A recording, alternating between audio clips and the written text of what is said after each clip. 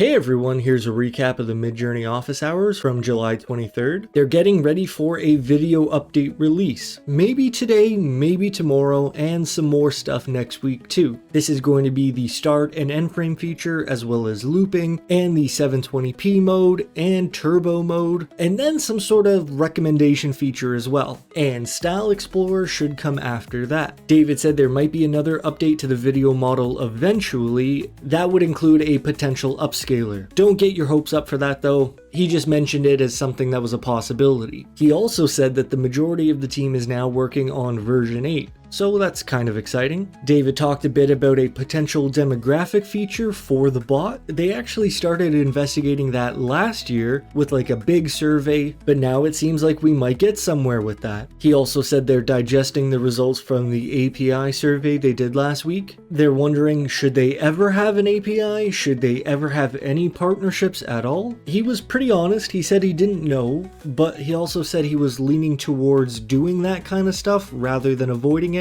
But it does seem like a bit of a complicated issue. They're not sure of the direction they should go as a company. David said the secret projects are still coming along and they might be working on announcing them sooner than later. Maybe next month, maybe in a couple of months. We'll just have to wait and see. If you like the art in this video, here is the prompt. It is my miniature mood board. Use --p and then this code 688 OSM8. All of these videos were made by members of my community, the Future Tech Academy. I think they're absolutely amazing this week. They're so fun to look at. I hope you're enjoying them as much as I do. And if you want to showcase your art next week, make sure you check us out in the description below. There's your recap of the Midjourney office hours. I hope you're doing well. Take care, and I'll see you next time.